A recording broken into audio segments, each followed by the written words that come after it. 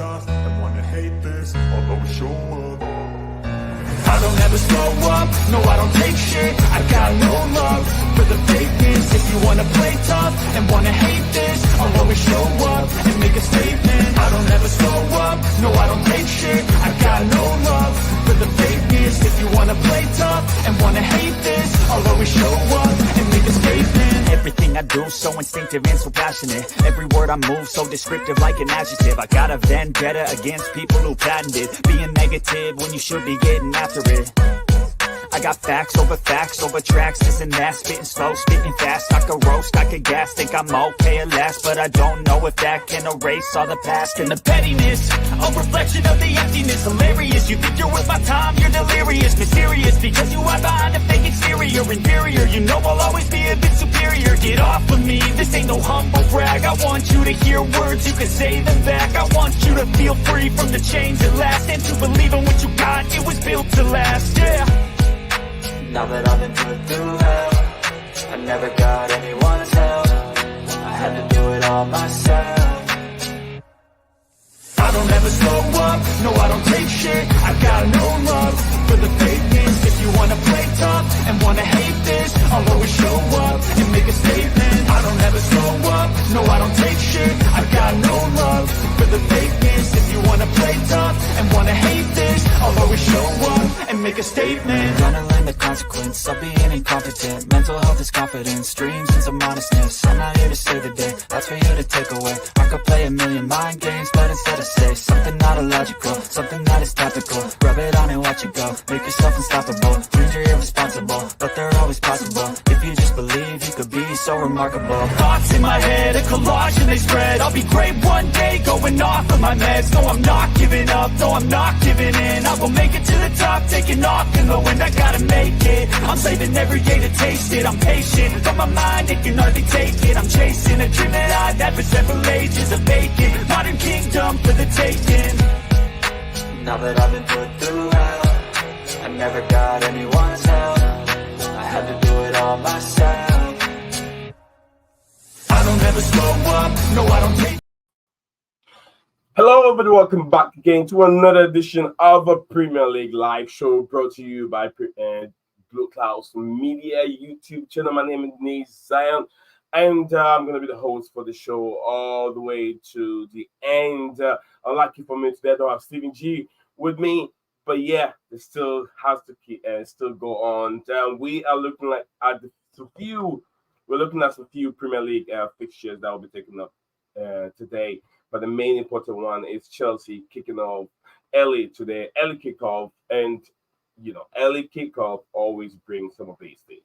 I wake up, because I have to wake up 5 o'clock, I think 4:30 in the morning. The show started at 5 o'clock, and set my alarm to wake up at 4:30. Alarm went off, and, I did not hear the alarm ringing. So, yeah, I kind of wake up a little bit late. But still, I got it going on today.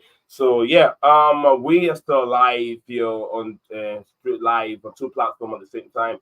And to be honest with you, West Ham United and Chelsea is the game. London derby, 56 games recorded between these two clubs. But the most important thing is the one with the biggest win.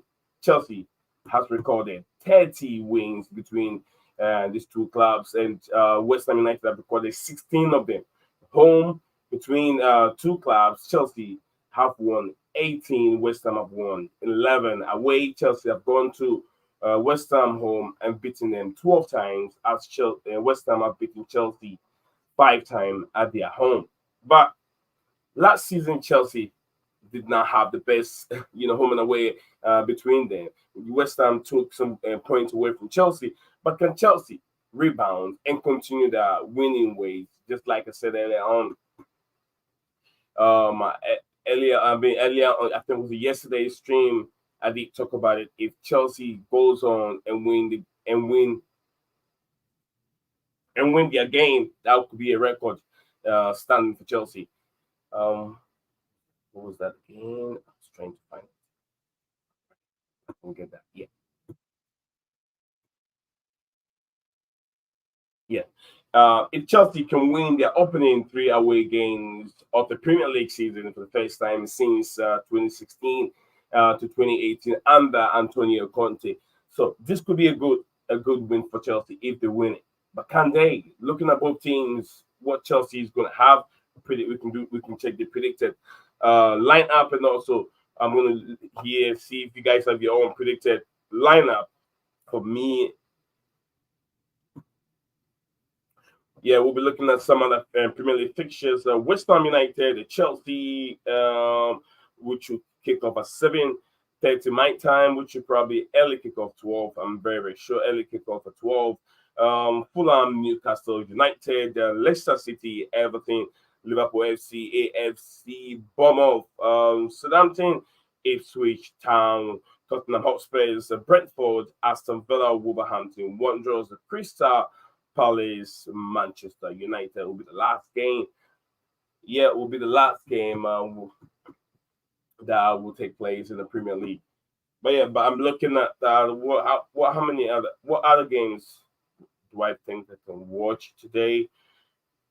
Um, Definitely under 21. Also, Chelsea will be playing West Brom under 21. So around 9:30 a.m. my time. So yeah, Chelsea West Ham game definitely I will watch that one. Between the 10 o'clock a.m. time, there will be multiple games going on, and my interest will be Tottenham Hotspur's Brentford. Tottenham Hotspur's Brentford. The last kickoff which would be around like I say 5:30, 5:30, probably 5:30 UK time will be Crystal Palace, Manchester United. Right.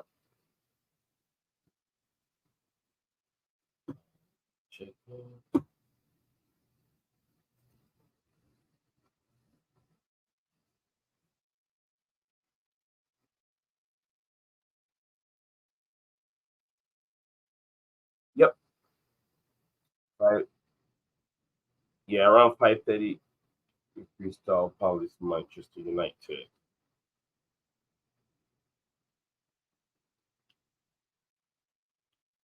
Right. Not sure. It's going through my phone. All right.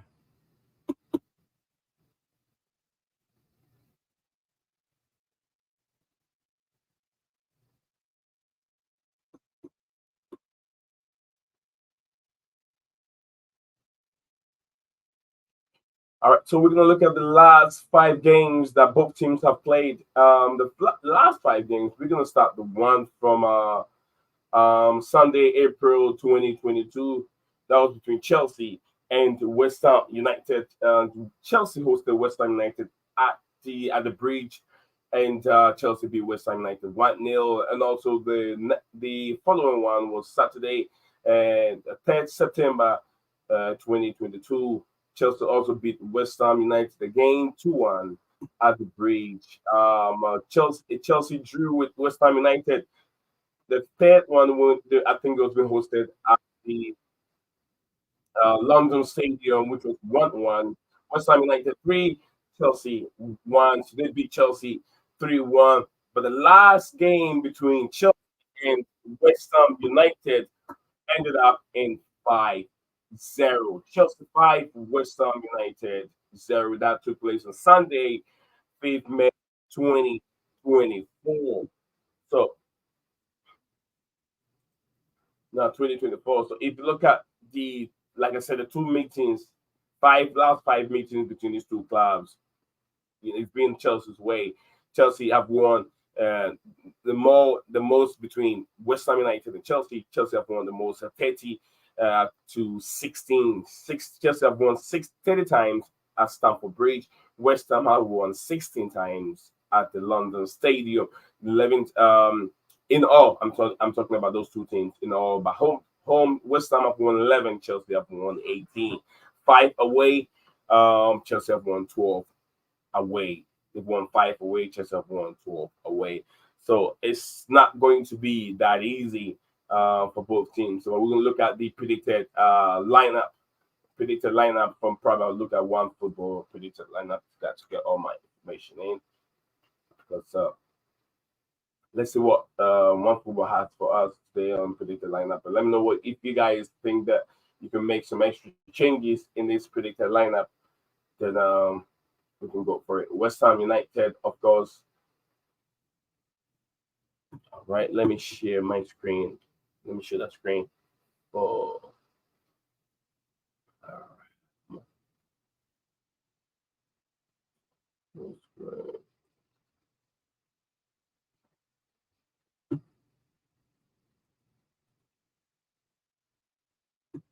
I use see one football app for my presentation.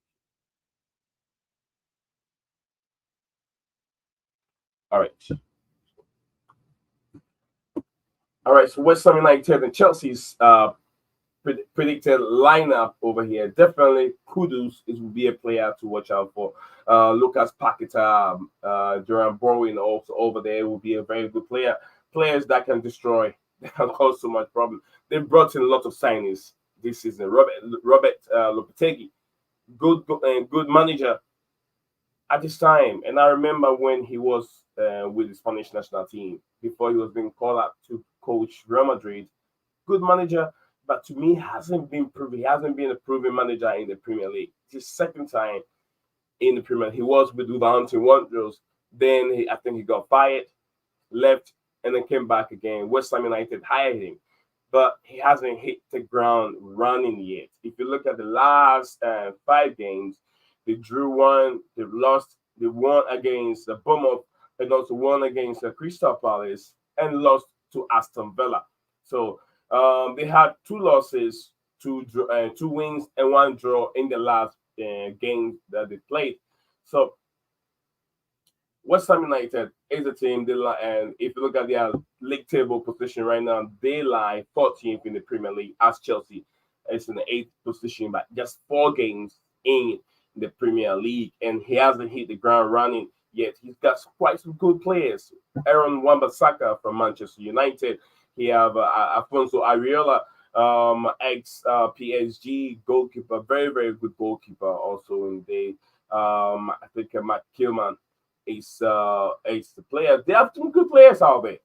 Kudus, yes, Kudus was once upon a time a player I wanted him to join Chelsea, but Kudus is with West Ham United. Lucas Paqueta. I wouldn't be so worried about Antonio Mikel Antonio. Mikel Antonio, like I said, he's not a typical number 9. He came in as a winger, and they converted him to be a number 9 striker, courtesy David Moyes. But then Jerry Bowen also on the right hand side can cause Rodriguez also is a good player. Alvarez, if you guys remember, 2 seasons or 3 seasons ago, Chelsea was linked with Alvarez, the Mexican international who plays at their deeper role in the pivot for West Ham United. So it will be a very, very interesting game. Very interesting game. The midfield is going to determine who wins this match. Midfield, like I said, will determine who wins this match. But let's look at Chelsea's predicted 11. Over here, I think my only problem here with this setup, I don't see Ronaldo Viega starting for Chelsea. I couldn't get my own lineup set up, but I want to talk about these predicted lineup. We can start from defense, goalkeeping department. Sanchez in goals, which we all agree with. Robert Sanchez will be the guy in the goalpost. Cucurella, Cowell, Farnham, Disasi. So these are the back 4. Then the pivot, the defensive midfielders will be Caicedo, and Caicedo will be there. I'm expecting Enzo Fernandez to be, or either Enzo or Lavia, one of them, to pair with Caicedo. I don't think we're gonna end up seeing Palmer, Renato Viega in that position. What they write over here? Palmer Viega. No way. They put down here Palmer Viega. That cannot be possible. So yeah, Renato Viega. I don't think Viega will be the guy in that position. Let me get my my other predicted one that I put together. Let me see if I can find it right now. To put one together here. All right. I got a few of them. So give me these. Give me a second. Give me a second, guys. Give me a second. Let me bring that real quick. Come on.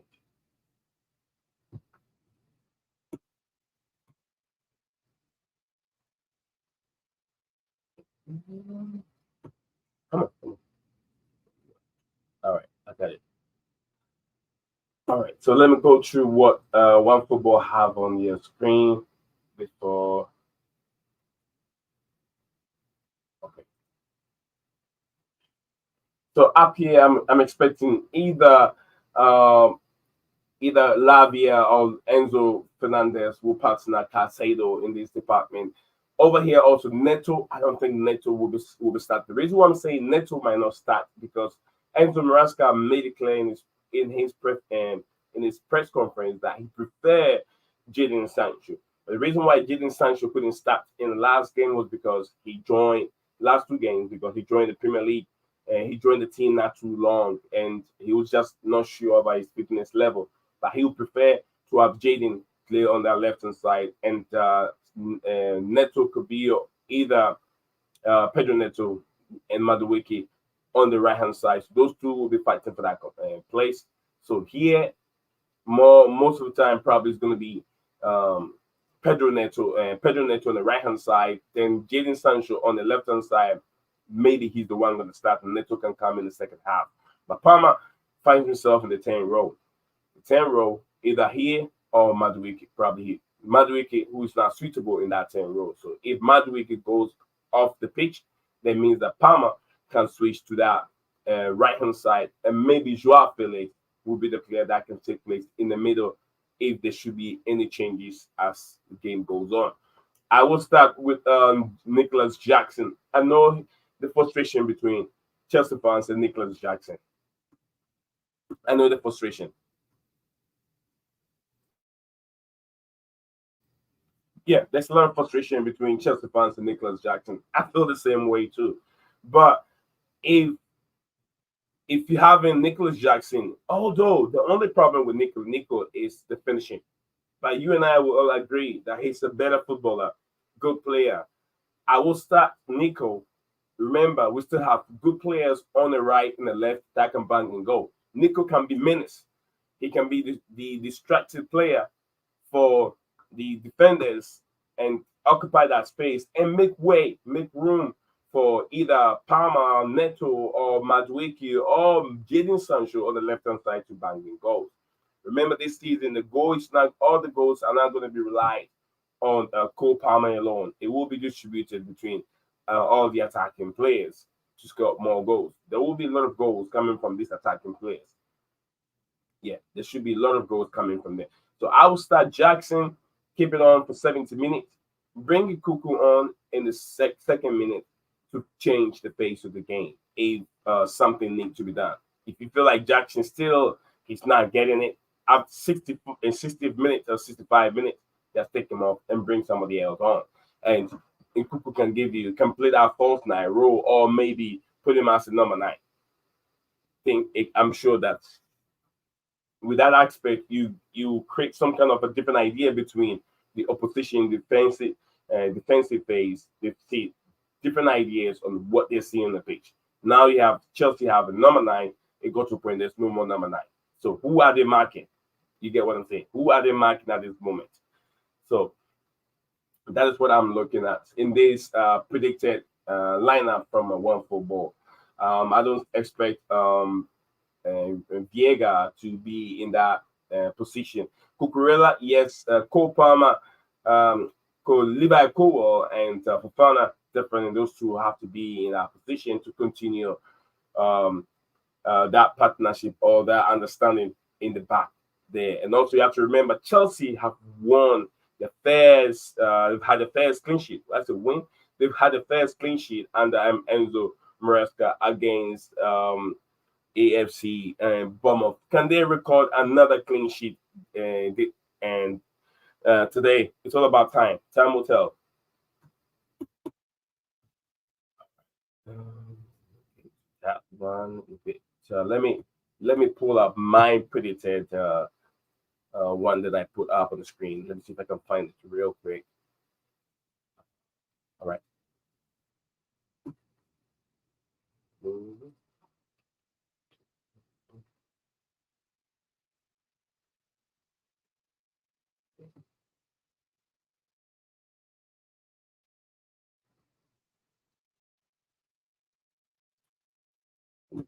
Find it.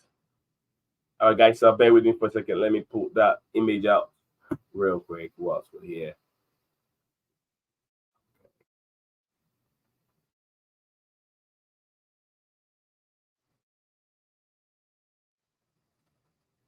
Where did it go? All right. I've got screen.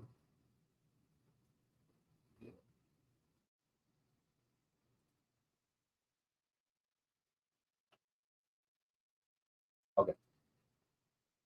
Let me share that.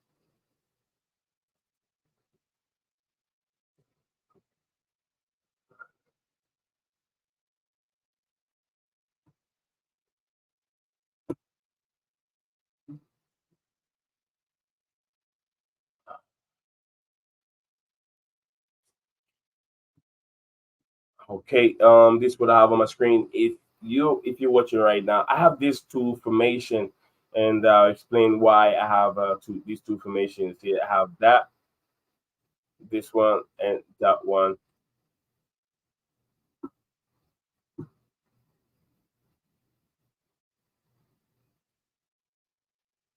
Okay, we will start with the first one. If I start with the first one, oh, not this image. Okay,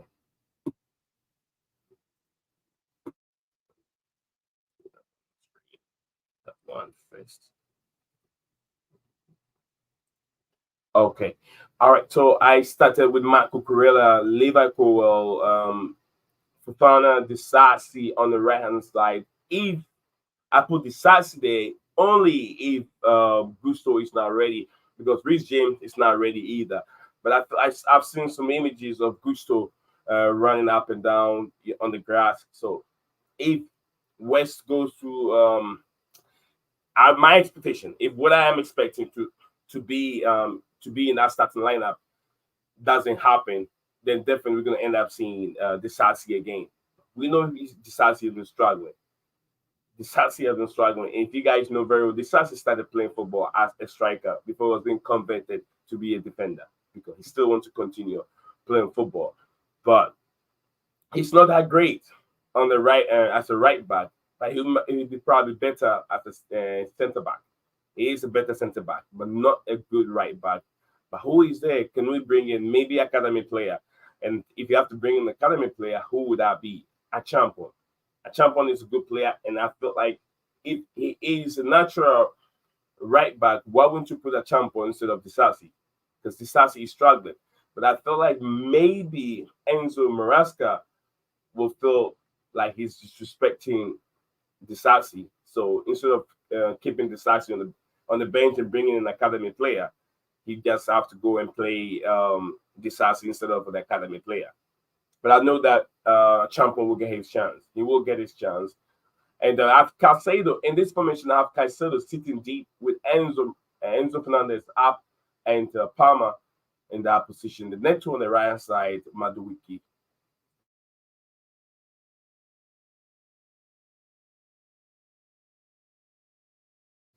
Madueke on the right hand side, the Jackson up front, and the other formation that I did talk about is the other way with Casado. If Gusto is not ready, Casado could be the player on the right hand side. Then we have Enzo Fernandez sitting deep with Nkuku on the left hand side, up like attacking midfielder. Palmer as a 10, Madwiki on the right hand side, Sancho and Jackson as the striker. So with these two formation, guys, if you're watching, let me know which of these two formations do you think that Enzo Maresca will go in for in that aspect. So I think let's see over here. JC, big up to you, JC. JC, good morning. I hope you're doing very, very well. Philip Smith said okay. He's Philip said he's from Kent in England. Big up to all my English friends out here. Philip, I hope you are keeping well. I don't know how long I've been here. 25 minutes. I think I've done almost 30 minutes. I'll drop the link there. Whatever, whoever have anything in mind regarding today's stream, I will pin it. Can join and also have it say, like I always do all the time. Greetings to you, JC. If you're still there, I have sent the link, and I don't know regarding today's stream. I don't know regarding Chelsea and West Ham United. Any predicted lineup? If you have any prediction towards today's game, you can drop in the comment section below. Philip, if you have any prediction, or if you want to join me in the studio and have a say, or maybe co-host with me, that'll be fine. The link is right there. You can click on it. It will bring you straight here. Let's discuss the upcoming game. Any predictions? Any player that you expect to see putting up good performance in that way? I expect to see much better from either Pedro, because Pedro Neto didn't see much from me the last time we played Bournemouth. I didn't see the best of Pedro Neto. He did not get the best game. He was being taken out for Sancho, who came in and changed the game. Sancho, Cucurella on the left hand side. Sancho, Cucurella. Then it was Cuckoo. Sancho, Cucurella, and Cook, and then it was what's the game? What's the name again? Nkunku. So let's see what Palmer, Madueke, and Jackson. I want to see the Casado, Palmer, Madueke, Jackson on that right side. See what those two can do in his upcoming fixture. Big game in my opinion. Big game with London Derby. And the other fixtures are there. I'm not sure how many games you guys will be watching today, but to me, I think I definitely have time to watch 3 games today. Chelsea game starts first. West Ham, Leicester City game is also on. Leicester City, Everton, Fulham, Newcastle United, West Ham United, Chelsea, Liverpool, AFC, Bournemouth, Southampton, Ipswich Town, Tottenham Hotspurs, Brentford, Aston Villa, Wolverhampton Wanderers, Crystal Palace, Manchester United. These are some of the upcoming games or fixtures, games that will take place today. So yeah, some short review. Very, very early kickoff. Always you found yourself in a very, very big trouble. I have to wake up very early, 4:30 in the morning, to get this going because of it. Very, very early kickoff, 7:30 my time.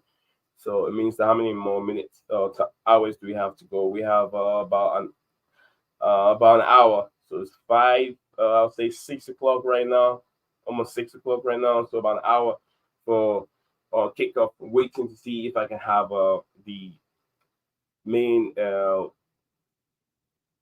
lineup will come up before I leave the studio. Hopefully so.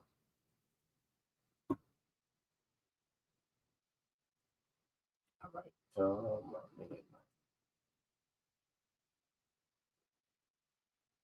I'm looking for X and see if headlines right there. Go to Chelsea website and see if the lineup has been posted. I know it's about 10 more minutes or 8 more minutes to go. But yeah, they could upload it. It's right there. I think it is. No, it's still not there. It's still not there yet. Yesterday also there was Chelsea ladies struggle a little bit. Not struggling in terms of how they played. They played very, very well. Chelsea ladies played very, very well, but they could not find the many goals that they needed. There was world-class save from Hannah Hampton. World-class save. A world class header from Aston Villa's goalkeeper, and what a save from Hannah Hampton. Oh my goodness. That almost equalized, got the Aston Villa goal that they were looking for. It almost got them the equalizer. But yeah, um, like I said, I've pinned the link there. Greetings to you, my friend. I want to love you forever. It says, big up, News Zion. Good luck on the game today. Are you thinking Chelsea is going to win today? Absolutely. Um, definitely. It will be a difficult game, but I think Chelsea can come out with a victory, either a 3-1 or a 2-0 victory for Chelsea. And I think we have JC. JC, good morning, my brother. I'm not so sure of your time and in your location, so I'll say good morning based on my Good time over afternoon. here. It's good Good afternoon afternoon. to you. Yeah, yeah, it's afternoon. All right. So how are How you, are you? sir? JC, how are you? Yeah, enjoying the weekend and waiting for the game. Yeah, Early kickoff. I hate that. JC, I have to wake up very early in the morning around 4:30. And yeah, can you imagine? I even did not hear my alarm ring, and I have to start streaming a little bit late today because I couldn't get Steven. Steven has to, go into family duty, so he's not going to be here with me. So yeah, nice to have you on, JC. What's your take on today's game, brother? yeah. I think we have a potential to smash them, and I am hoping that we get like a 4-1 victory or something like that. So, Oh, one victory against what makes you think Chelsea can record that high scoreline? see, Chelsea has a good attack, and West Ham have not been defending very well. So they are they're the new this manager. He's also under a little bit of a pressure. So I know a lot of people have been talking about like we tend to underperform under West Ham, but I think this is a good time to play them. And they have been like they have Kudus, I think Kudus, yeah, like who provides like really good play. But other than that, they are quite open. They are defensively poor, and I think they will bring again the same physicality to the game and park the bus and hit on the counter. But this Chelsea front line, especially with Sancho and Kunku fit, they can operate in small spaces and score goals. And once we are one goal up or two goal up, they have to open up. They have to attack them. So I think it is possible. Of course, I mean, I don't like predicting scores, but I'm hoping that with the early kickoff, I we get over with this game and I can focus on other things in the weekend, and with a good mood, and we really smash West Ham today, and that would also put in a foot in the right direction and stop all this like negativity on the on the social media about our team. The people will start. I tell you, if we smash West Ham today, people will start taking this team seriously, and the teams coming to Chelsea will be sitting back a little bit more. I think I want to agree with JC that Chelsea can get record that number of goals like he said, but I know it's not going to be that easy. Sometimes when you meet a team that we all believe that they don't have enough, the manager is struggling, some of the players are struggling, they haven't got that kind of understanding in their team. That's when it's deep. That has been also become very difficult for Chelsea. We've seen in the past, although we have lots of attacking players. But this season might be a little bit different. I want to love you forever. Thank you very much. I'll check my Discord. She said 4-2-3-1 formation. Excuse Yeah, me, 4-2-3-1 formation. But JC, I have two different attacking yeah, formation on my screen. I have two different attacking formation on my screen, which I have the Sancho Sancho and Kuku Palmer, Madueke and Jackson up front, and also have Sancho, Enzo, Palmer, Madueke and Jackson up front. Which of these attacking front will be the killer to destroy West Ham United, in your opinion? See, we got a clue from Enzo Maresca's press conference, like how he sees the team, and like he said, like Sancho and Misha are the left wingers, and Pedro and Madueke are the right wingers, and the tens in his opinion are Felix and Palmer. Palmer. But he has been experimenting, and that experimentation proves that he's flexible, but also proves there's a lack of confidence in Misha because he has not been performing. So he has been a little bit disappointed in that direction, and he has taken, like he gave Pedro a chance there, which supposed to be like on the right wing side. Then Sancho came in, and Sancho performed well for the 30 minutes or so, or like 45 minutes or so he played. So I think Sancho is starting. That's for sure. Yeah, I mean, And then now, if with that fixed in, he sees okay, the left wing there has to be. Let's give it a continuity. So Sancho will start, but he had a problem on the right wing. There was no overlapping right back, and Noni did not have a very good game. So it might be like Pedro starts on the right wing. but he said he I would, prefer if Sancho you on the ask left hand side. my choice, I Yeah, want to see Palmer on the right wing. Palmer on the right. He is more productive on the right wing, and he scores more goals from the right wing. And this idea of him having as a 10 is normally we are playing against low blocks and the middle is crowded, and that makes life more difficult for Palmer. Having him on the right wing is like gives us more strength, more options, and he scores more goals from that side. So I would personally would prefer him as a right winger.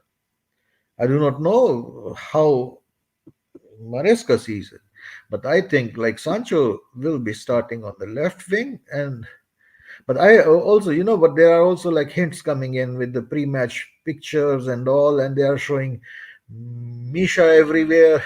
So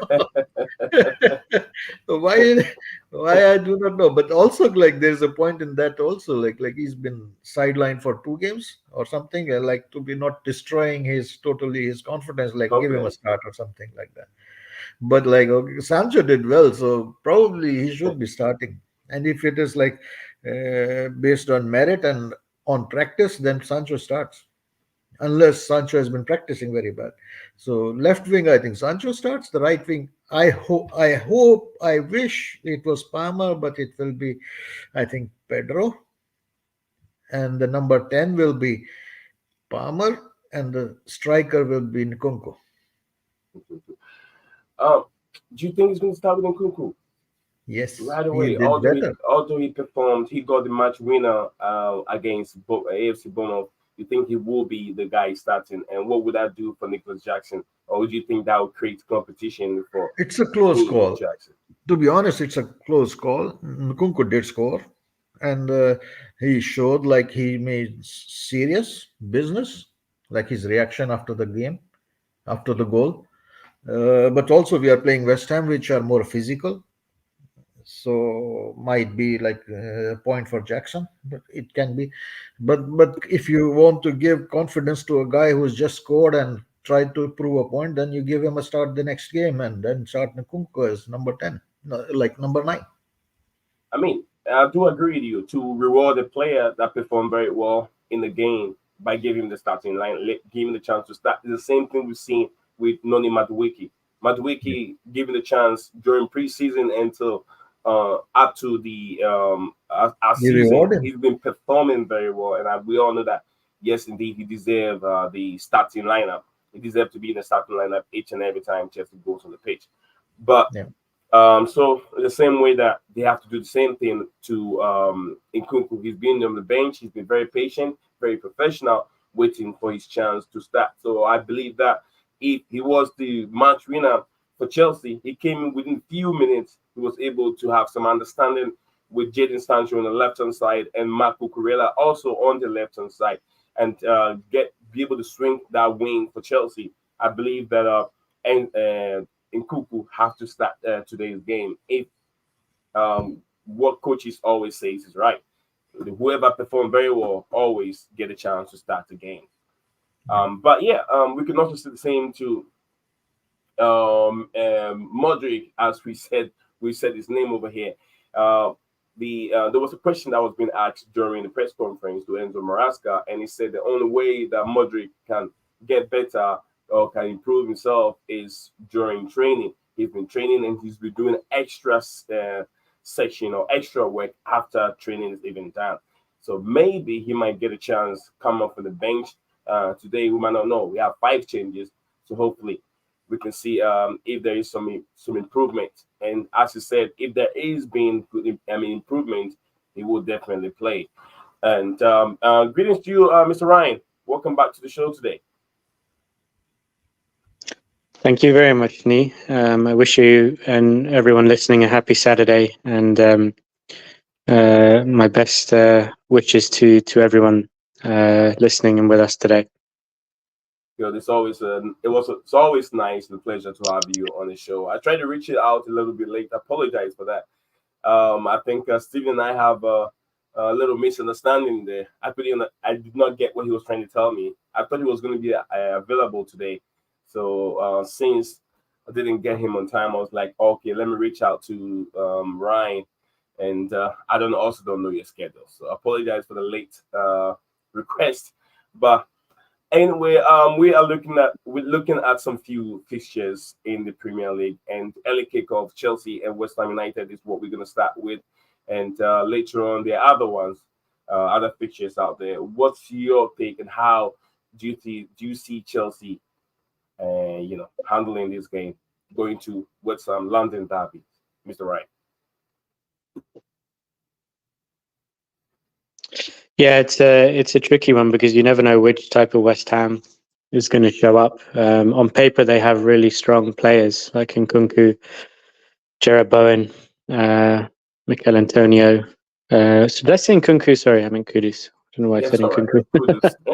Sorry, still half asleep here. Yeah, I know how you like Kudus, one of my favorite players in the Premier League. But no, listen, Chelsea need to just continue their good form of late. It'd be very interesting with the lineup. I heard you speaking about Nkunku just before I came on, so I agree with you 100%. I think he has to start this game. Nkunku, I don't think there's any reason he shouldn't start.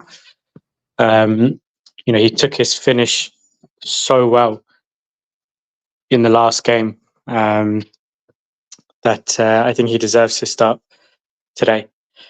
It's one of those Chelsea could win like 4-1 or they could lose 2-0. It's hard to predict which type of West Ham will show up. Do you expect Enzo Fernandez will come back into the team as he recovered from his illness? Yeah, I believe Enzo will definitely come back to the team as the vice captain. So definitely, that's the only reason that he's getting the nod over other players. Well, that's an issue as well because it disrupts the balance of the team because you guys look good, especially in the second half of your last game. So that's a big issue. If Enzo is fit enough to start, then it's good. Yeah, then probably he walks into the team straight back. But if he is not fully like if Enzo wants to bring Maresca wants to bring him like as a substitution to give him gradually phase in him, he might start even Felix. So. It's a controversial point because sections of the fan base don't agree with that. They don't think Enzo walks back into the team. So it's definitely an open debate. whether Chelsea play better with him or without him in the midfield. I go by my eye test, what I saw in the last game. The midfield was balanced when he wasn't playing. I I have a different opinion, to be honest, because without Enzo, the game looks more like a basketball game. Although the second half with Felix and all the substitutions, we did improve a little bit, and Vega also gradually grew into the game, especially when the right side of the defense was little bit propped up. But with Enzo, we have a more balance in the team, to be honest. I mean, without Enzo, it looks more like a basketball game. It's interesting because we see it completely differently, but that's the beauty of football. Yeah. One person sees it one way, another person sees it the other way. There's no right But or wrong. yeah, I mean, I understand where JC is coming from. I understand where Ryan is coming from. And it's like a hit and miss. It's like a hit and miss with Enzo Fernandez in the team. And Ryan, the reason why I'm saying, if you go back under Graham Potter, Enzo Fernandez, I think when we have Joao Felix on loan at Chelsea, it was brilliant. It was brilliant. The understanding and how he controls the ball and the distribution was just good. But it's not all the time that it looks rosy when he is in the team. Sometimes I'll say maybe Jackson hasn't done good with some of the passes that is being given to him from Enzo Fernandez in that role. But Ryan, you and I, agree that he's a good player, but we want the right manager to find the right position on how to play Enzo Fernandez. Right? Do we agree on that? We do agree he's a good player. I think he looks great, especially when he's representing his country in Copa Americas and World Cup qualifiers. I don't think we've seen the best of Enzo Fernandez in the Premier League. Now, whether that's because different managers and he's been playing with different people in the midfield, or he's just taking time to acclimatize to the Premier League, which is possible. But it's a competitive squad. Whether you're captain, vice captain. I mean, look at Man City. Kyle Walker, I think, is the captain. He can't even get into the Man City team right now because Rico Lewis is outperforming him. So, Chelsea, the great thing they've got going for them is competitive depth now. No player can just walk into a side if they're not performing well. Thank you very much, Mr. Ryan, and everyone watching live. We got 13 of you watching live on YouTube and over 100 people watching live on X. Sometimes I don't get this YouTube and I don't get X. It's a hit and mix, like I always say. It's a hit and mix. You don't know the right way to put it, and you don't even know the wrong way to put it. You think you've done it right, and it will miss. If you think you've done it wrongly, and that will even hit. So whichever way YouTube and X tweets, they flip their machine. It's for me. It's always up and down, up and down. But anyway, the 100 people that are watching live on YouTube, on X, thank you very much for spending the time with us today. Early kickoff. We'll be looking at West Ham United and Chelsea London derby. It's not going to be that easy. And if you look at the head-to-head between these two teams, I recorded a game of 56 games. 56 games recorded. 10 has resulted in draw. Chelsea have won 30 of these fixture, whilst West Ham have won 16 of it. West Ham have won 11 at their home ground. Chelsea have won 18 at their home ground. And West Ham have recorded 5 away win, and Chelsea have recorded 12 away win. But if you look at the last 5 games between these two teams, Chelsea won against West Ham United 2022. On Sunday, 2022, Chelsea won it 1-0, and also Chelsea won it 2-1 against West Ham United Saturday, 3rd September 2022. Then the other fixture resulted in a draw that took place at London Stadium. 1-1. And then also the last part one, West Ham United 3, Chelsea 1 at the London Stadium. The last fixture before the up and coming one was Chelsea. Chelsea hosted West Ham United at the Bridge. That was Sunday, 5th May 2024, and Chelsea beat them 5-0. Just like Ryan and JC said, Robert Lopetegui is the manager. Hasn't done well in the Premier League. He was with Wolverhampton Wanderers, now with West Ham United, and I had an issue with West Ham, employing this manager or appointing this manager. Roberto Lopetegui is not a good manager. He did a little bit better with the Spanish national team. And can you imagine? This is the manager who was in charge of the Spanish national team in a tournament. He left the camp to go and sign a contract with Real Madrid when the tournament was still going on. What kind of a manager would do this to a national team? And it didn't last long at Real Madrid. Real Madrid fired him. So, and he came to the Premier League, didn't do well with the Wolves. Now he is West Ham. He is with West Ham, and he's struggling. The team is struggling. And if you look at the players that West Ham United have on the pitch, he should be able to get the best out of these players. Chris Wald. You have Matt Kilman, right? You have Matt Kilman, Aaron Wan-Bissaka, also the Afonso Areola, Jerry Botwin, Lucas Paqueta, Kudos, and Rodriguez, Alvarez, Mexican international. Then Antonio, who's got a lot of seasons in the Premier League. Very, very, he's very, very good on his day. Actually, he didn't even come to West Ham United as a striker. He came in as a winger and was being converted as a number 9. But he's got a lot of experience in the Premier League. So, and also, like I said, the last 5 games that West Ham United have played have resulted in 2 wins, 2 draws, 2 wins, 2 losses, and a draw. And the first draw came in with, I think, Fulham, and they lost to Manchester City 3-1. They won 1-0 to Bournemouth. They won 2-0 to Crystal Palace, and they lost 2-1 to Aston Villa. So that's what we are looking at. So it's not that good for West Ham United. They're struggling, and I think they lie 14th on the Premier League table, as Chelsea also positioned themselves 8th on the Premier League table. Let me go to JC if you had something to. There's The more team you is want to out, add to man. it. Yeah, go for it, JC. Yeah, the team is out. Huh? The team is The out. team So is we have out. Okay. Sanchez, Fofana, Tosin, Colville, Cucurella. So Fofana will be right back, I suppose. Then we have Caicedo, Enzo in the midfield. Madueke starts, huh? Madueke starts, Palmer, Sancho, and Jackson. Great. Let me put this in there so JC can take us through it again.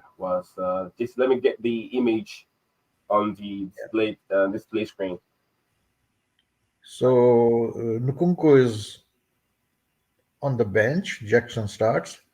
Sancho starts. Palmer starts. Madueke starts. Then we have Enzo Caicedo and the back four which finished the game last game. All right. So, JC, want to take us through?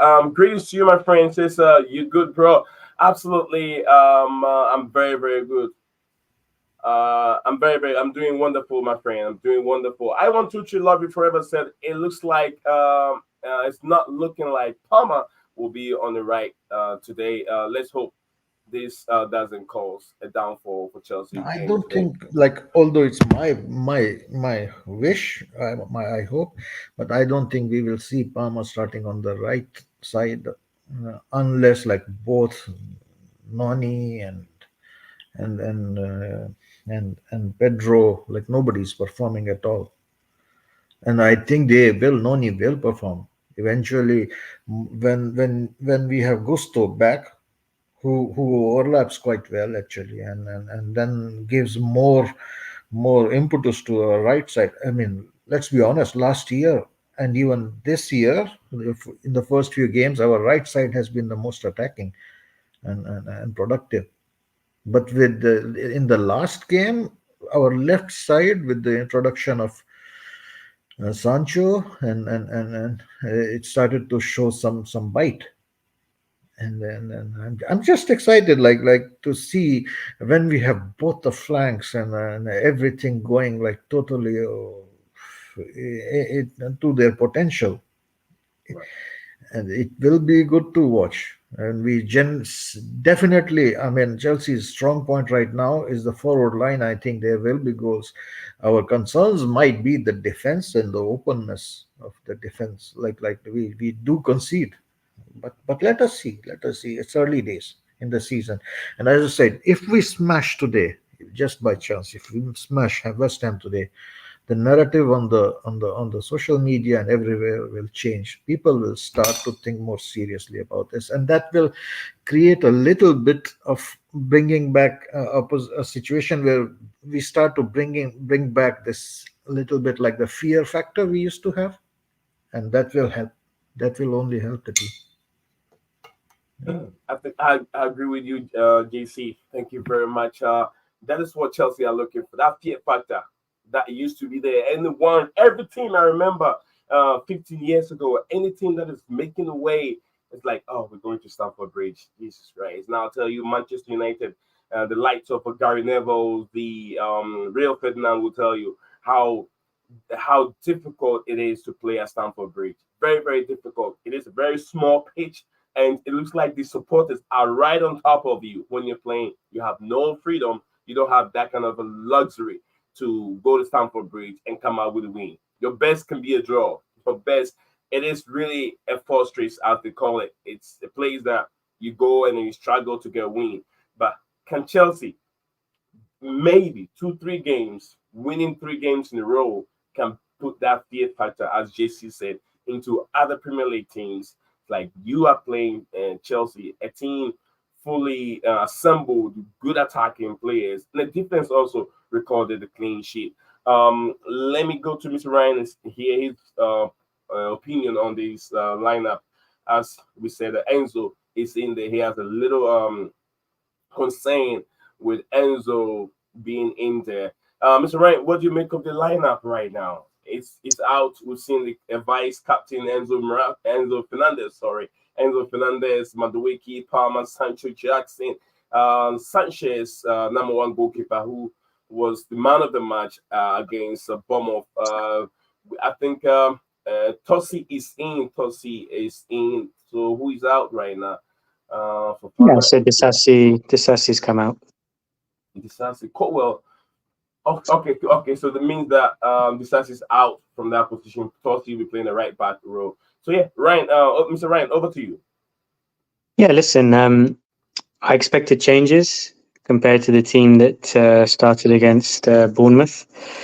In that game, you guys conceded 19 shots, and defensively you looked uncomfortable. So it's no surprise to see Disassi come out of the team, and then you've obviously reshuffled and Tosin will move into the middle with Colwell. Personally, I think Fofana is a bit lucky to keep his place. He did not play well either.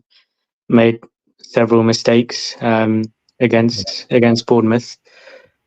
But then obviously, as we predicted, Enzo coming into partner Caicedo. Caicedo was outstanding against Bournemouth. For me, the man of the match. He looked like the old Caicedo that we used to see for Brighton. Busy, anticipating second balls. What you guys need to do better today that you did against compared to what you did against Bournemouth is winning those duels and cleaning up those second balls and maybe playing at a quicker tempo. And then if we look at the forward line, I watched, I think the first half of Fulham West Ham, which was ended a draw. And West Ham's vulnerability, it's the high line that their defense plays. So Adama Traore, Jimenez, Iwobi, they were getting in behind it. They had multiple chances, but they're not a great team when it comes to converting their chances, Fulham. So it doesn't surprise me to see Madueke start because he has that pace. And obviously Sancho on the other wing. A little bit disappointed in Kunku. I think he deserves his chance. What more does he have to do to start, He scored in the last game and now he seems himself on the bench. It's going to be a very, very interesting game and difficult to predict. West Ham's main threat is the attack. You know, Kudus, Bowen. These are really, really dangerous attacking players. But definitely Chelsea can get some success with balls over the top and using their pace. Right, thank you very much, Mr. Ryan. Ryan will be looking at other fixtures also. We'll get into the Liverpool game. Yeah, Liverpool playing Bournemouth, and you guys see how difficult it was with Chelsea. I don't know how Liverpool handled it, but then Liverpool are hosting Bournemouth at their own ground. Yeah, home ground, so definitely should be easy for them. The 12th man will play a major role in that game. So we'll look at it in a bit before we leave this show today. Um, Thank you, Nee. Nee, unfortunately, I've got to drop off. I really apologize because I'm oh, going to watch. let me take that I'm from you going before to you go. watch. No, go for it. Yeah, please. Yeah, let me take that from you for I lose you right now. Liverpool AFC Bournemouth, how are you taking it? Um, I'm hoping it will be a comfortable win, but I said that last week, and look what happened. So I think last week was a reality check, a kick in the teeth. That it's going to take time for us to reach the level we were under Klopp. You know, we had this amazing fast start. We beat Ipswich, we beat Brentford, we beat Man United.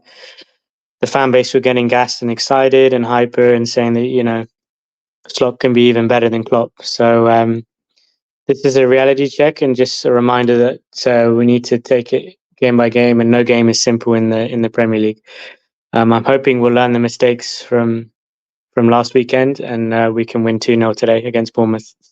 I believe so. I mean, it was just a blip that came in. And if you guys have seen that wonderful performance against AC Milan, AC Milan did not turn up, even though they did at their own at San Siro, but Liverpool was too much for them to handle. And I'm sure the size of the pitch and Anfield will be up and ready to get all these 3 points for Mr. Slop today. So thank you very much, Mr. Ryan, for coming on the show today.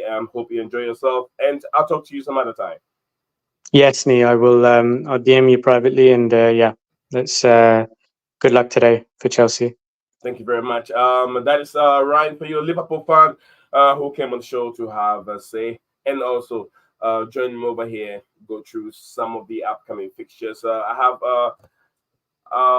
JC's going to be here with me for a little bit. Jesse, you in a hurry to leave right now? Sorry, I didn't hear Are you in a you. hurry to leave right now, JC?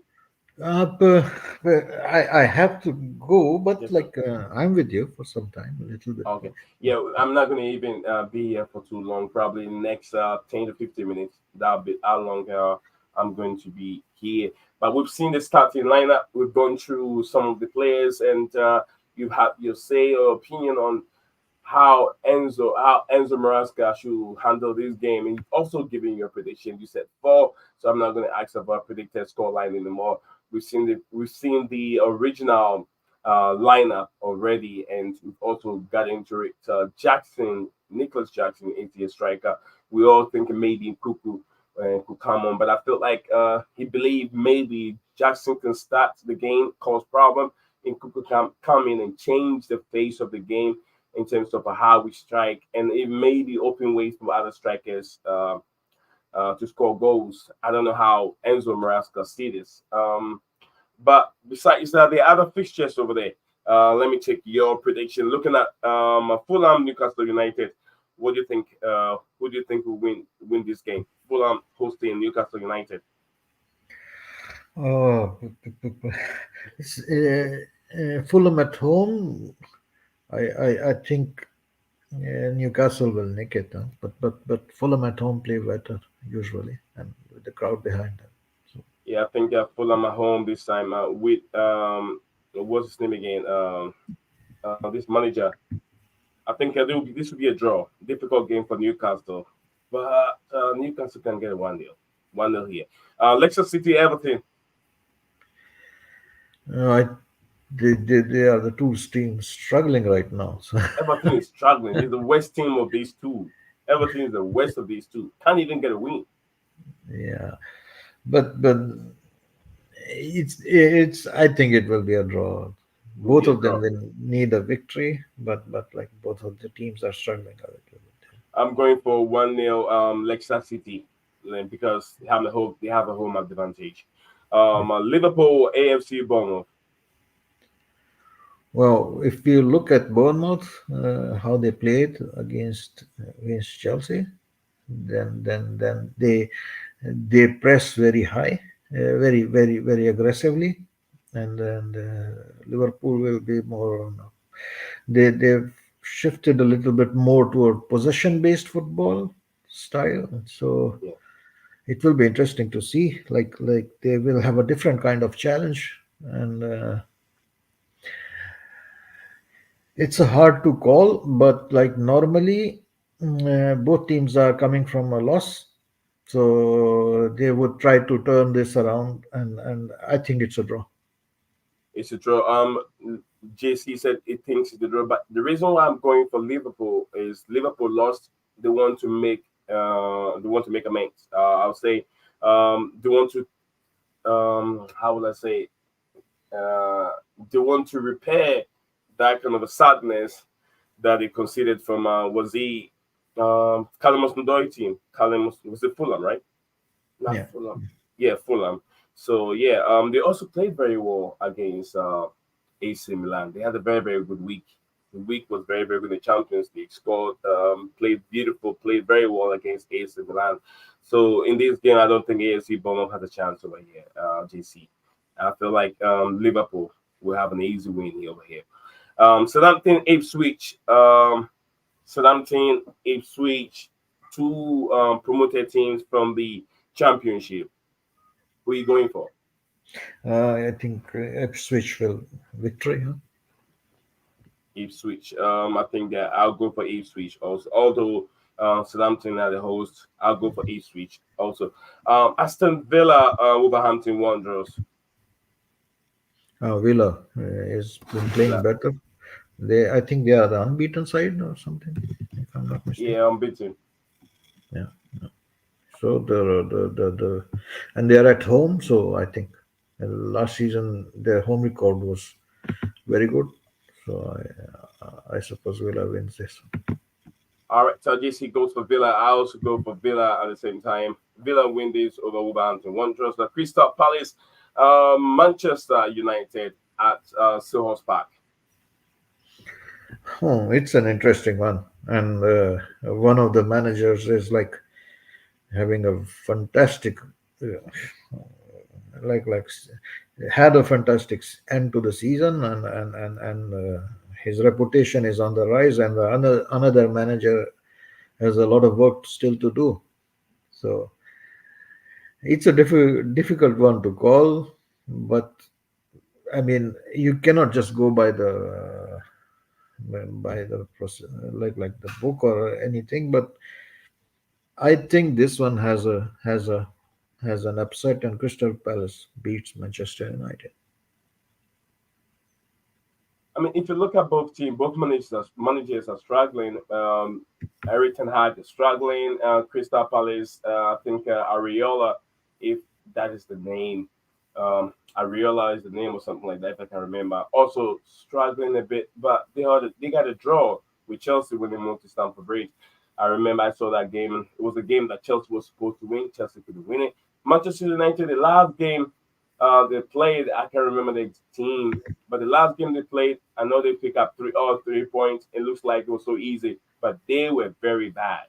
United did not play very well, in my opinion. If they put up the same performance against Crystal Palace, young team, they still have Eze, Eberiche Eze in the team. They'll end up losing that game because they have quite some good players in there.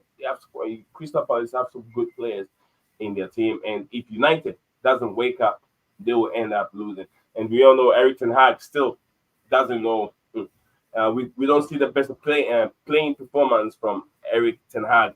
His style of play still hasn't been pinned down. We don't know what kind of style that Eric Ten Hag plays. Very difficult for Manchester United fans.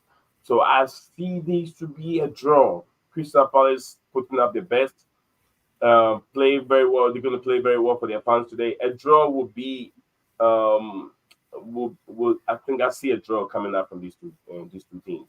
Two managers struggling, and they have their head on the table. So I'll go for a draw. Crystal Palace, Manchester United. If not, I think that besides that, well, if there's any other thing you want to add to today's game, you can go for it. The Chelsea and the West Ham United game. If anything else you want to add to it, you can go for it, JC.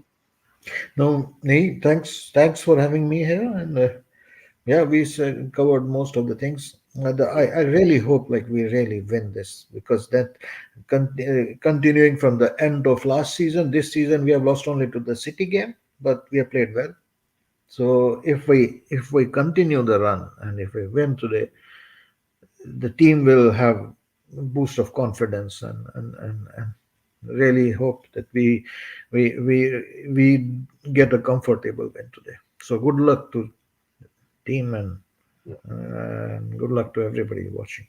Thank you very much, JC, for joining me in the stream today and helping me out here, JC. Thank you very much.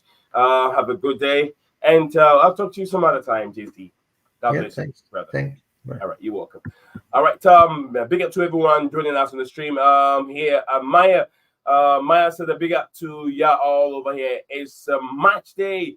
Big up to Chills. It's from my brother from X and YouTube, Mr. Maya, the Maya himself says, Niche, share the link, please. Share the link. Right, I will.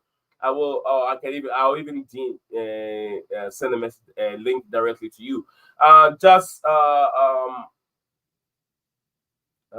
think it goes by the name just an account for is it account for things just account for things. Right. Big up to you, my brother, and big up to Alpha in the building, and big up to everyone there watching the stream live. For 8 of you watching live on X and 122 watching live on 122 watching live on X and 9 of you watching live on YouTube. Thank you guys very much for spending the time with you on us here. If you're watching on X, you haven't followed the account, please do me a favor, follow Blue Clouds Media YouTube channel. And you can also hop on to our YouTube channel here and subscribe and be part of our community. We're getting close to 4K. We got some few numbers to get to that 4K. And I know that you guys, being legends that support this platform each and every day, will make that happen. Why not? To that 4K that we're looking for. That was main objective. To get to that 4K. Let me send a link to Maya, who is watching live on X. Let me send a link to him. I probably have something they want to share with us here. So I think I did. Let me get the link again. Apologize, so guys. Give me a second. Let me do this real quick. All right, so Alpha said amazing show. Thank you very much as usual. Alpha guys, if you don't know much about Alpha, yeah, I think Alpha is also. I'm not so sure if he's a Chelsea fan or Liverpool fan, but he's a great fan of supporter of this platform. Each and every time I go live, he's always here to support the channel. So guys, let's share the link. And share the link. Let me know your thoughts, your predicted lineup also. Predicted lineup, very, very important. No, I don't need a predicted lineup anymore. Goodness, I gotta wake up. Sorry guys, it's still 6:30, 6:36 right now. I've been up since 4:30 in the morning to get this stream going. So apologize if I made a few mistakes. Very, very early for me. Very early for me. The lineup is up. We're waiting to see what the Blues Chelsea fans, our Chelsea can do. And today, let me go through the lineup again. Robert Sanchez as number one. Wesley Fofana, Tosin is also there. Probably he'll be playing the right back. We have Levi Power who will be partnering these two partnering with Fofana. And they're trying to create that understanding, the telepathy understanding in that defense. And Matt Cucurella also there.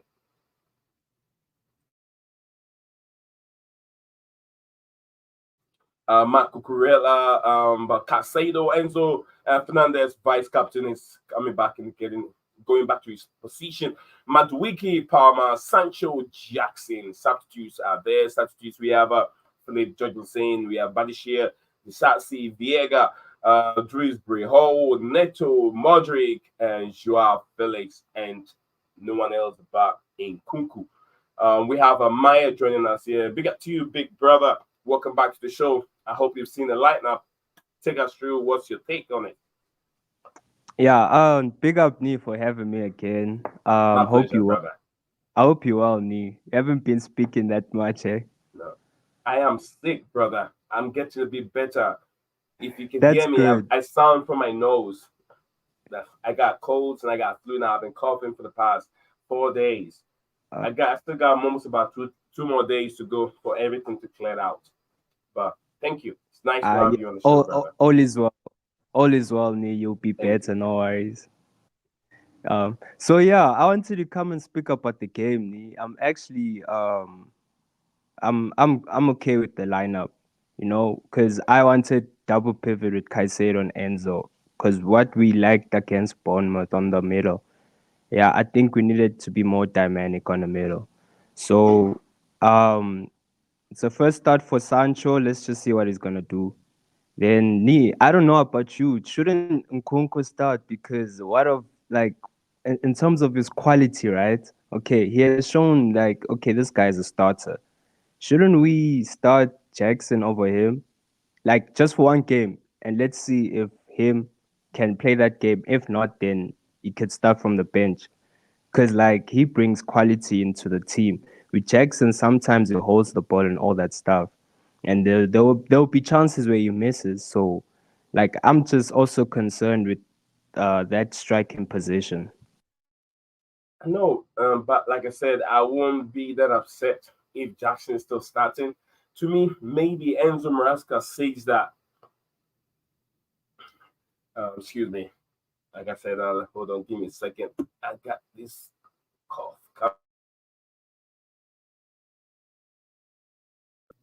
Sorry guys, I got this little cough that keep coming in, so I mute myself a bit. Apologize for it. Yeah, like I said, I wouldn't be that upset if Jackson is still starting. And I know you and I will be on the same page in terms of how we see Nicholas Jackson, although he doesn't finish very well. But then him and his understanding with other players in terms of 1-2 play, it's very, very good. Also, making room for others to play can others to score goals can also happen on the pitch. But Jackson doesn't finish very well. But there's a lot of time. There's a lot of time in the game for any of these players to come on and change the face of the game if Jackson is not getting a good day. And like I said, if you play well in the game, we are expecting the manager to reward the player with a player reward the player by starting the player. And we've seen that from Madueke. He had a very, very good performance during preseason. He was one of our best players during preseason, and he continued that momentum into this season, and he's still playing very well. That is why he in that spot right now on the right hand side as his because he's been playing very well. And I was thinking maybe Nkuku came in. He came in the last game against the Bournemouth, and he got the match winner, so he deserved to start, which I do agree with you. But probably maybe Nkuku doesn't like to be out there by himself. That's why we use Nkuku as a fourth nine. So if you have a number nine himself, which can take the attention of two players and your position team, he can take those two players that return to the center back. Those two will be trying to mark him. He can take them away from there and open the space for maybe Neto or Sancho on the left hand side, or maybe Madueke or Palmer, who always operate on that right hand side to bang in goals.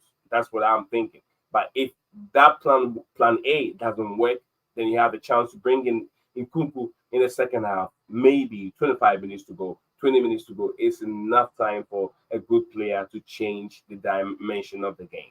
Don't you think so? Yeah, fair enough with the Jackson. Because like you said with Jackson, like him and Palmer have linked well very well. So yeah, I think Jackson, right? When we see from, because I was thinking like we needed more, like more depth in our attack today because like they West Ham's attack, guys, yo, hey. So if we like hold back to that attack, they're gonna kill us with Kudos, Bowen, and Yeah. Somerville, bro. And even that guy from he was playing for Dortmund, the striker, he was playing for I forgot his name. Yo, those guys are gonna kill Fukum, us. If, Fukum, what they call him? Dortmund, yeah.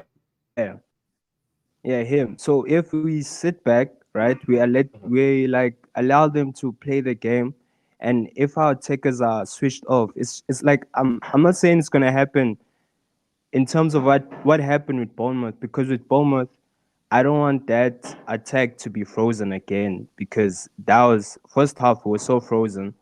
Then second half, Sancho came in, it just changed the game.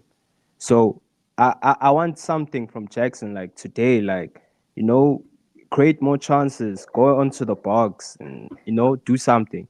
You know, instead of like allowing other people like from the bench to come up from the bench and rescue us. So today I think the lineup is okay. Um yeah, I just have to wait on Gusto and Rhys James, guys, because yeah, hey, we really need our wing backs back. Nee, do you know a situation about Chilwell? Is Chilwell gonna Uh, go also get games? what was the question again, Maya? Sorry, I was asking if Chile's gonna get games. Is he gonna get games? Oh, I don't think so. I think he is in the squad right now. He trains with the squad, but he's not getting any game time right now. Maybe if things get better, he might get game time. I think the Europa Conference League, he might get game time from there. Yo, But to be Nee, honest with you, don't you think we could start Chile on left back, then slot Cucurella on the right just for now. Then Gusto comes back because like we're using our center backs on the right. I agree with you, Maya. That should be the right thing. But if a manager comes over and make a statement of that magnitude, he said Ben Chilwell is not going to be part of his plans. You get what I'm saying? And he's trying to offload that player. And unfortunately, no one came for Ben Chilwell at that time. So now it looks like he is with the team. He's training with the team, but Enzo Maresca made a statement. I don't think that he wants to take back his statement. If indeed he said, oh, Ben Chilwell doesn't fit in my style of play, it's not going to be part of my team, and now he's been added and plays it, I'm very, very sure that he might get some questions from the press. That why are you playing Ben Chilwell if you said he's not going to be part of your squad? You get what I'm saying? Although he is part of the 25-man squad being registered for the Premier League, but I don't think he's going to get game time. But I hope that, you know, because Ben Chilwell did not become just a useless player just overnight. Injury happens and players go through it. And that is what Reece Yeah. James is also going through. He has to treat the player with respect, in my opinion. Because Ben Chilwell, although he thinks that he's not a good player, he has helped the team many times, one way or the other. Being part of the Champions League team that won it for us, to me, he has done it. He's done enough for him to show him that respect. But I feel like the manager has shown so much disrespect to Ben Chilwell, and he has to get game time. He tried to sell him. They tried to sell him, but no one was interested in him. That is why he's still with the team right now. But if he wants to change the narrative and give him game time, and during the Europa Conference League, I'll say, all right, kudos to Enzo Maresca. You said this, but then you're rewarding the player with some minutes. Maybe Ventura is still not fit. Who knows? He's not fit yet, but he's getting to that. Do you think But so, Nee? imagine, yeah, yes, Do you sir. think if it's not fit? Because like if we're gonna have so many lot of games with Mhm. the unfit wing backs, like that's gonna be an issue. Because if Gusto keeps going out and he's gonna still wait for his James, then like we can't keep starting for fun and Disasi on the right. Because man, that's just gonna expose our flanks too hard. So I like agree. Maresca needs to find a situation, bro. Like he needs to put his ego aside, Brian. Like let Chile play some games, even if it's like Ipswich or like Brentford. Let him play, like just for that game. Then when all your regulars come back, that's when you can decide. But for now, it's just like it's emergency statement now, because like, what if Fofana gets out because of he was playing on the wrong position. So I'm not saying he's gonna go out, but I'm just saying we're playing players again on wrong position, where like we've seen the history of it. I won't even lie to it. We've seen the history. And Nkunku happened last season.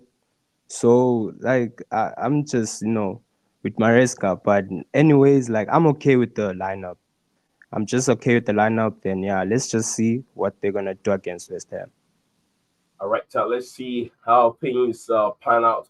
But big up to Timothy Weezy. Timothy, thank you very much for joining us today. They said, yeah, good afternoon. Today it's match day. Absolutely, Timothy, thank you very much. I hope you're doing well. Guys, please, if you're watching us live, wherever you're watching us from, if you're watching us from Nairobi, Kenya, Accra, Ghana, Johannesburg, South Africa, Addis Ababa, wherever you're watching us from, let us know in the comment section below. I just want to know how far this channel have traveled. Timothy, thank you very much for your comment.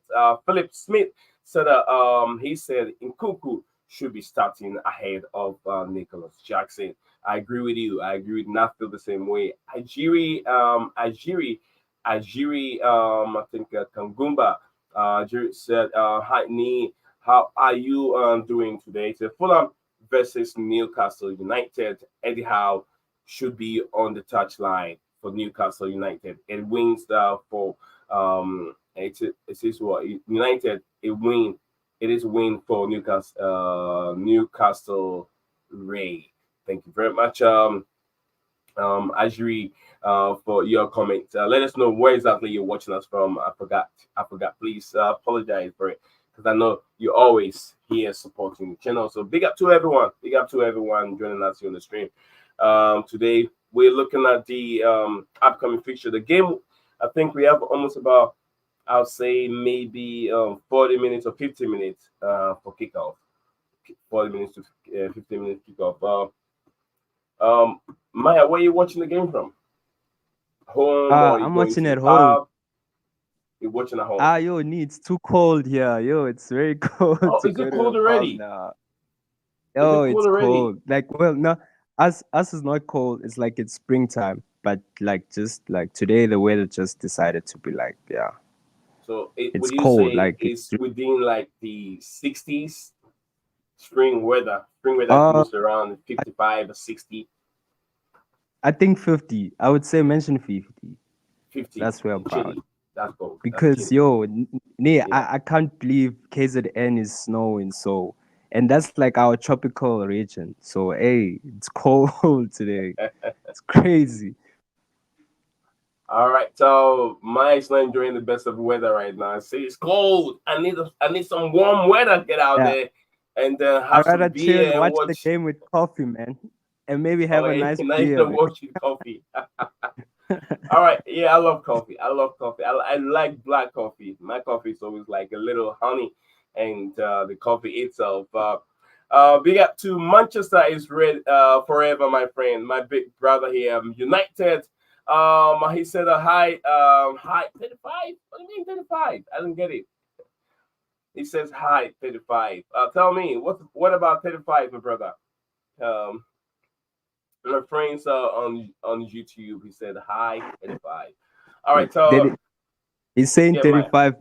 Maybe he's actually happy about that Barnsley game they had just this week, this midweek. So I think he's talking about the goals that they scored against Barnsley.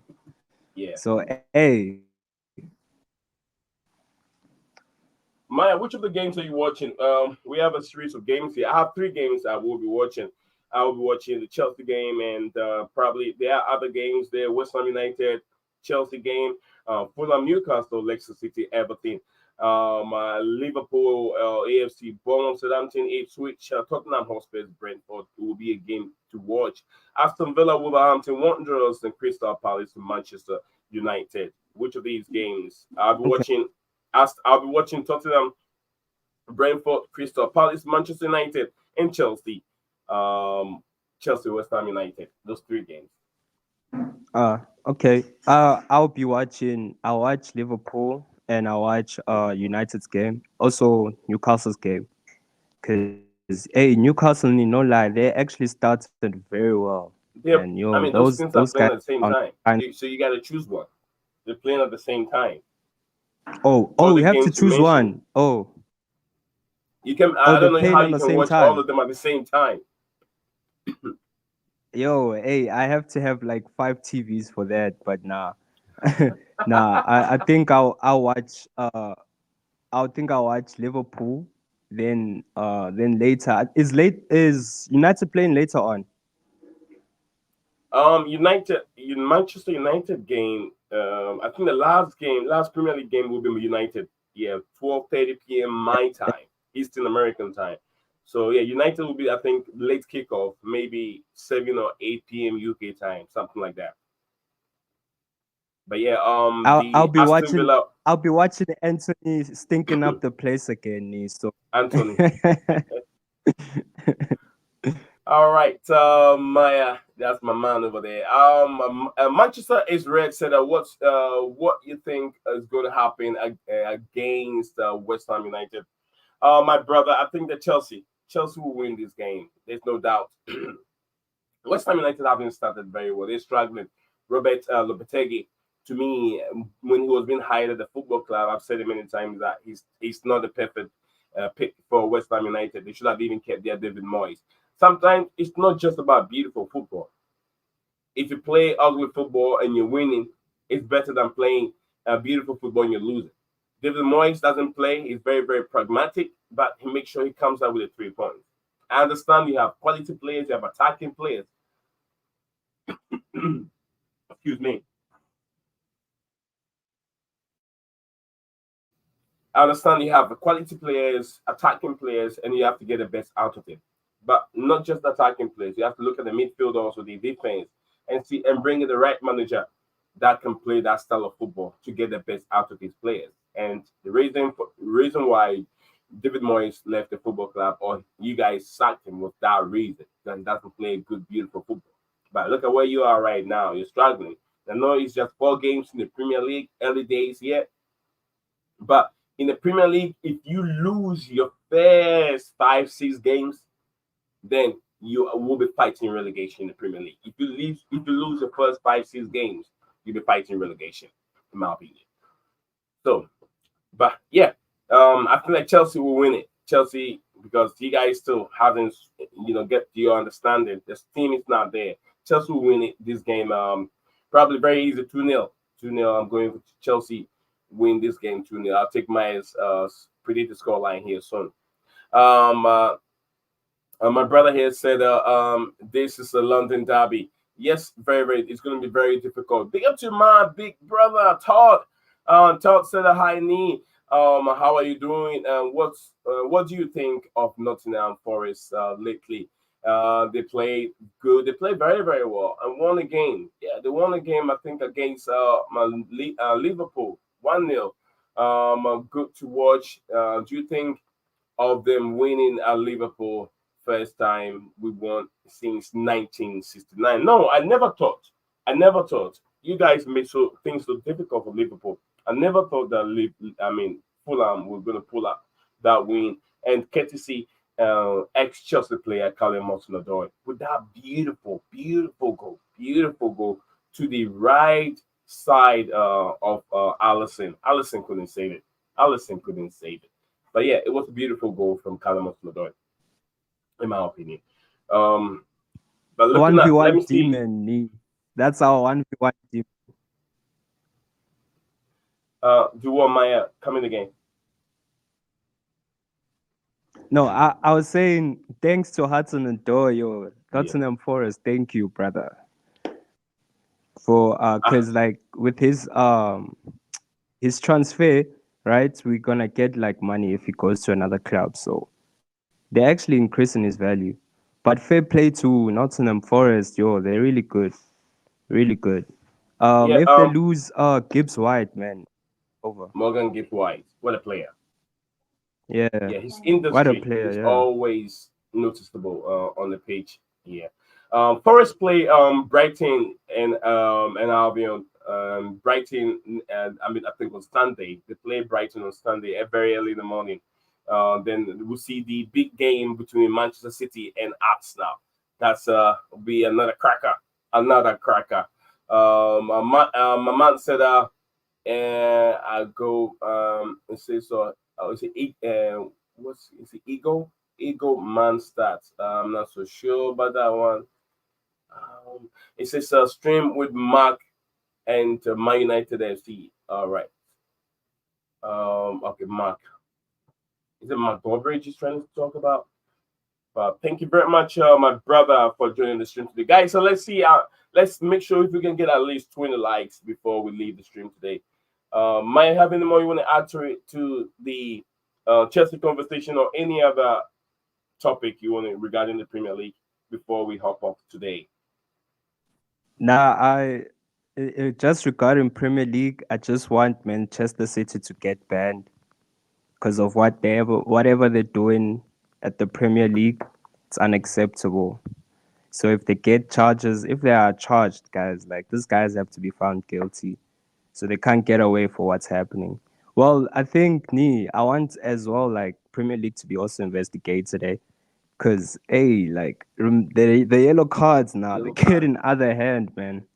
The yellow cards are getting other hand, guys. Now because back then, right, we used to get like 5 yellow cards, 6 yellow cards in the game. Now we're getting almost 10 to 15 yellow cards in the game. And that's like an average game. You can have an average game, and in every game will have like maybe 9 to 10 yellow cards. So that is, concerning. And also with the refereeing decisions, guys, like those guys they need to be investigated.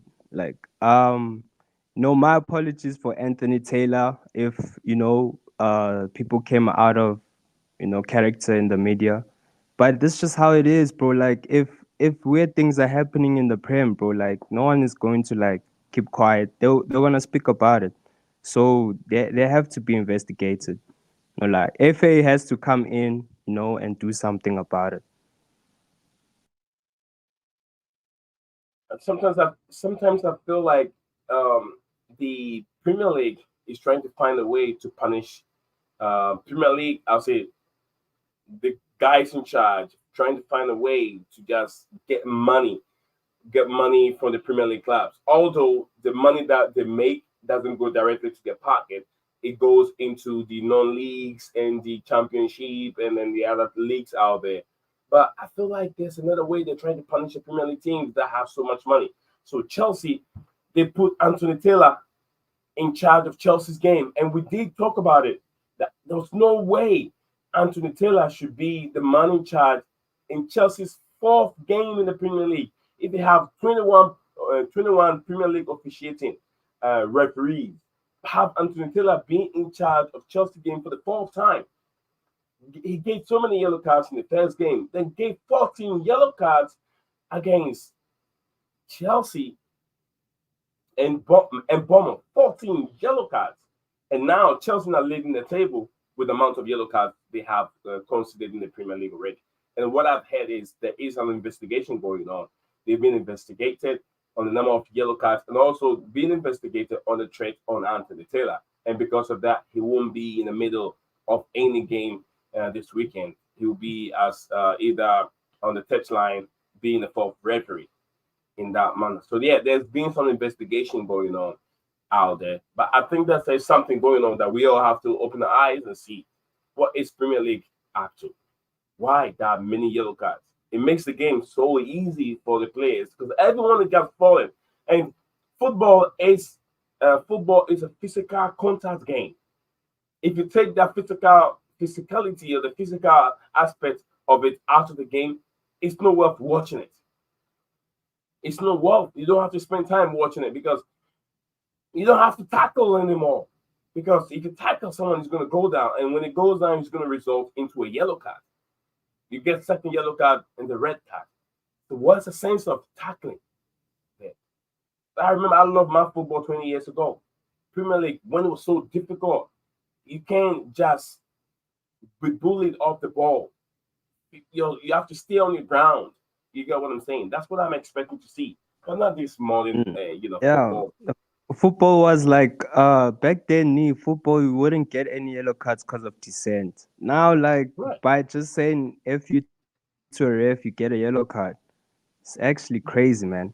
It's crazy how football is moving, bro. Like, hey, and even last season we actually talked about it, a piece about it, about like how the Premier League is moving. Like, no, it's weird now, and it has to be investigated. Same with UEFA Champions League Yeah. and the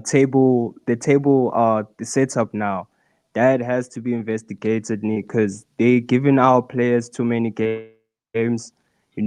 Look at the situation with Arsenal and Odegaard now because he's injured, so they give these players, all these teams are getting so many games, bro, and these teams don't even care about it because they just want to make revenue at the end of the day. That's just how it is with football clouds. So hey, like football in general has changed, but let's see what's gonna happen in the next coming weeks with Man City and the FA. It's not an easy situation. Philip Smith said kick Anthony Taylor out of the Premier League. Anthony Taylor is one of them. England doesn't have England as a nation where everyone knows that they have the best league in the world, the best, most watched league. It's not just them saying it; it's the most watched league in the world. Go and see the number of people that are watching the Chelsea and West Ham game. The entire Africa, the number of millions of people who will be sitting on their TV waiting to watch this game. Me, for instance, in America, it is 5 hours different in the UK. I wake up midnight, early in the morning, 4 o'clock to stream this, 4 o'clock to watch Chelsea game. Why? Because I have the passion. I want to watch I want to watch English Premier League because I love watching it. That is why it is the most watched league in the world. Not by fluke. It's what the Premier League have provided in terms of top stars, Didier Drogba's, the Eric Cantones, the Ryan Giggs, Cristiano Ronaldo. All these top players have passed through the English Premier League. But the number of the kind of referee that the league have produced, it's not the best. If you want to say that your league is the best league in the world, it should come up with the best referees also, the best officiating referees. You have the equipment, you have the stadium, visualize. Also, you have the beautiful pitch, natural grass. Everything is there, but the referees need to learn to make the game more attractive to watch. Anthony Taylor, one of them. Michael Oliver, another one of them. Anthony Taylor found himself Yeah, in so many Michael Oliver controversial. too. Yo, Michael Yeah, Oliver, that guy as well. Like I remember one game with us, that guy gave us like a red card, and he gave the other team opposition two penalties against us, and one of those penalties wasn't a penalty. So it also comes to the fourth official, like those guys, him, Michael Oliver, Anthony Taylor, like those gents. Like I think it's a bribery going on there. Like there's something weird going on there where bigger teams are coming to referees now, then they're paying them checks so that they can fix games. So like it has to be stopped, man. Because if that is found guilty for real, guys, I'll be mad, man. Because we can't let City go like that, man. It's just no. Football don't work like that, guys. Like football is all about love. You have to be like, you have to win fair and all that stuff. So like, yeah, it's a lot going on now, Nee. It's crazy. Very crazy. I mean, I feel my brother's pain. I feel his pain. There's a lot going on, and it's the beautiful competition that the English league provides. The bad officiating, it's taking that aspect away from there, making it look so bad. But anyway, guys, please do not forget wherever you're watching us from, let us know. And then Maya, what's your prediction for the big game? What's your prediction? 2-1 to us. 2-1. 2-1 to Chelsea. Yeah. I'm going To for 2-0. Chelsea. Philip Smith, Two what's your nil, Nee. prediction? Go ahead. I'm going for 2-0. keeping the second clean sheet. 2-0. It's okay to keep a clean sheet because hey, Sanchez needs to redeem us. Hey, we need redemption from that brother, man. Sanchez, please give us another game because I feel like this season for Sanchez, if like he just continues his form like this, then I don't think we need a goalkeeper. But let's just see. Let's see what's gonna Too happen. early, too early, Yeah, too early to say, it's too Maya. early. Too early, too early to say. Sanchez, man. Sanchez, bro. You know this guy. You know what he did to us the last season. Let's not forget what the brother did to us. So, but hey, Yeah, like I understand why you say 2-0, cause yeah, we need to be locked at the back, especially we need to be locked. The quality with West Ham, man. yeah. Kudos, Bowen, especially Jared Bowen, yo. And kudos is a baller. Is far a much baller than Jared Bowen, but like even Somerville, those three guys, like if they're isolated, it's gonna be a problem. So yeah, Chelsea is going to win definitely, most def. Right. So yeah, Maya believe Chelsea's going to win this game definitely. And yeah, I can't wait to see. I can't wait to see. What do we have here? Yeah, the lineup has been up, and I'm looking at a few stuff over here. I find. Looking to find. Oh, I end the stream. Okay. I've seen some match day pictures with what's his name, Micha is the name, Modric. How do you think that Enzo Maresca has been fair with Modric, Maya? Me, because with Mikhail, Misha, Misha, because Misha now has turned himself into a French player.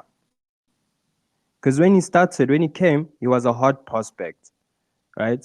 So now in that certain position, right? Because we have to look at it this way. When Maresca came in, Misha was already there.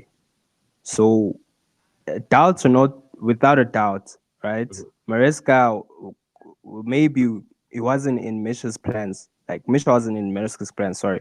So I could say for a fact, like, okay, is it being disrespected? Yes. Okay, fair enough. Yeah. Like how we treating him? Yes, fair. Okay. But like amount of opportunities and chances we gave this brother, right?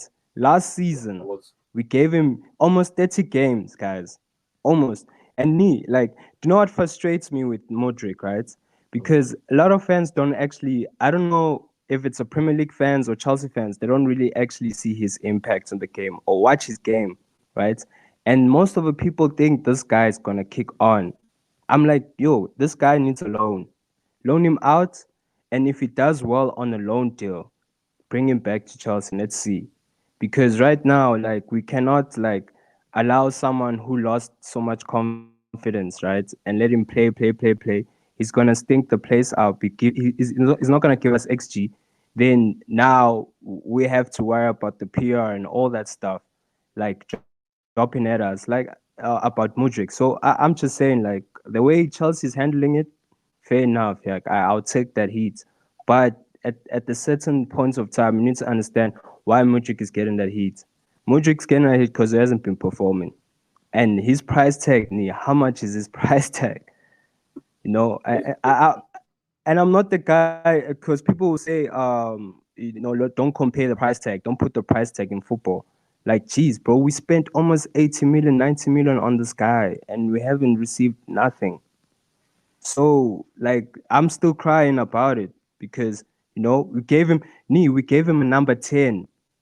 Number 10. And, The and players if you that look, wore number 10. yeah, if you look Joko, at, Hazard. yeah, if you look at the number 10, almost every team in the Premier League has the number 10 playing. Every team in the Premier League that wears the number 10 jersey ended up playing in the team. Our number 10 doesn't play. And with this the respect aspect, I don't think that Enzo Maresca is really disrespecting Maya. I think that Enzo Maresca has been very, very fair with Modric. He's giving him ample amount of time on the pitch to prove himself. And we don't see that development. Just like you said, he's got a lot of minutes last season. And even this season, he's got quite a bit of minutes on his side. And we don't see that development. And Enzo Maresca even said, it's not his ability, but his decision making in the final third is the problem. He is a good player. He has the ability to play and to play well, to do magic. But then when you get to the final third, the decision making is where he's lacking. I think he has pace. He's a good footballer, but he's not ready yet. He's not ready yet. So that's why they're still helping me out Mm. to get better, in my opinion. But I think that He it gives me Vinicius vibes. It gives me Vinny vibes. Like remember when Vinicius started? I'm not comparing to Vinicius, sorry, but when yeah, I Vinicius know you're not. started, right? Vinicius didn't have IQ, right? He didn't have no sort IQ. Now he developed that because he was around good players. Well, Benzema taught him how to do that, all those stuff. Who's this? Valverde and all those guys. They taught him very well football IQ. And look at him now. So it's the same with Modric. Modric wasn't around like someone to like help him out Like with the IQ, experienced with the players to decision. learn Yeah, from. Yeah. exactly. So I think that and I've been saying this like with our squad, like that's what we like. We like someone very important so they can learn from like the small kids can learn from. Cole Palmer can learn from, one or two bits from, one or one experienced player. That's it's needed for a young player. So like with Modric, like at the end of the day, Modric needs a loan. Like he's not gonna get game time, man. Already what Sancho is doing with us, guys. Hey, Sancho's looking he's gonna give us 20 goals this season. Hey. So I'm happy about Sancho deal, but Mudrik, we have to ship him. If not, then we just have to see how we're gonna handle this situation. Cause Reports are coming in. It says it looks like and Enzo Marasca might play Wesley Fofana's right back. That's what the reports are oh, saying. is it for this today's game? Today's game. Okay, okay. He This can report play. says that Enzo He can Marasca play right confirmed. back. He can Yeah. play right back. Wesley. He So we can have play. Tosin will play um the right centre back role and pair with what's his name again? I think Levi Cowell. So Tosin, Levi Cowell, the left centre back and right centre back. Then Wesley Fofana will play right back. Hey, man, Maresca should have assessed Chris James like properly, man. Cause if now he's crying about a right back, hey guys, that was too that was a bit late. Crying for right back after transfer deadline, bro. Come on. So like you should have assessed Chris James first and foremost before he started the whole team. But let's just see and wait. If Chris James doesn't come back, we need to find some suitable replacement for him. Since he's linked to Real Madrid now, Ni. So, James. maybe it's packing bags for him. Ni, with me, Ni, Yeah. like I don't mind players moving on because that's just how it is. I always put my club first, like Chelsea over anything first. You know. So if my club comes first, then the board goes with it. I'm going with them. Like it's Chelsea. That's what I love. So, but yeah, we'll just have to wait and see. Like with Rhys James, I hope when he comes back, he's fully fit and ready. Like he to go on for the whole season. Cause hey, I don't want another brother to spend 6 months on the bed again. Nah, no, no, no. Maya said it's Chelsea, baby. Everything Chelsea come first. Big up to Maya. Big up to you over there, and everyone is watching live. I think we're done for the day. Philip Smith, thank you very much. Philip Smith said 3-1 Chelsea. I'm also going for 2-0 Chelsea. I'm going for 2-0 Chelsea. Maybe we might get a goal from Cole Palmer. Cole, the dazzling Palmer. Um, guys, everyone watching live on X, please, please see if you can do me a favor. Blue Clouds Media, is on YouTube. If you want to help us on our platform, be part of our community here on the platform, you can click up to it. You can click on the link that it's being sent. I've tweeted the link. I've tweeted the link so you can click on my page on X. That's Blue Clouds Media on X. You can click on it. It will bring you directly to YouTube and subscribe to our platform. And also, all our followers on YouTube, I want to say thank you very much, everyone that supported us. Maya, thank you very much, joining us all the way from is it Cape Town, Johannesburg, or is it Johannesburg. Yeah, the city of gold, man. yeah, City of Gold, Johannesburg. Yeah, that's where my brother is joining us from. And big up to my big brother Stephen G and Ryan and JC, all of them that join us on the show today. I want to say, little desperados, like I always say, hang on to hope. Believe in yourself, believe in your team, trust the process, and one day you and I will all, reap what we've sown. That is the patience we've given to this football club. We'll be back again. And Maya, are you gonna be free after the game? If you're not gonna be I'll free, come. I'll come to the stream, Nee. After the game, if you're gonna hit a stream, I'll be around because I'm at I'll home. try Man. and see if I will. Yeah, I'll try and see if I can put one up. I All right. will. If No, yeah. All right. So no problem. thank you, Maya. Take care, and I'll talk to you some other time, brother. All right. So guys, so thank you very much for joining us here. I always say, little desperados, hang on to hope. We'll be back again. I hope after Chelsea wins it all. Bye for now.